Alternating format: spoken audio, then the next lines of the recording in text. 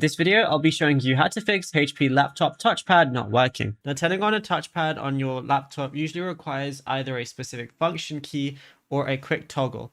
So Asus laptops have a dedicated key to disable the touchpad for gaming or typing.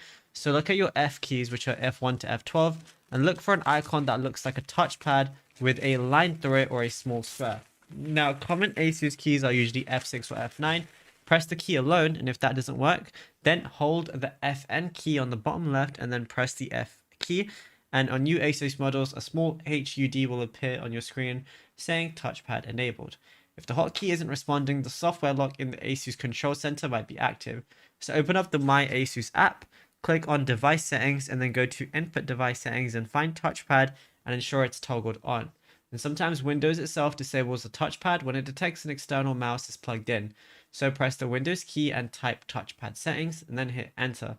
Then toggle touchpad switch on. So what we can do is just go over and type that in, and then you're going to see turn the touchpad icon on or off. Then you can enable it as well. Now it's as simple as that. If you found this video helpful, be sure to drop a like and subscribe.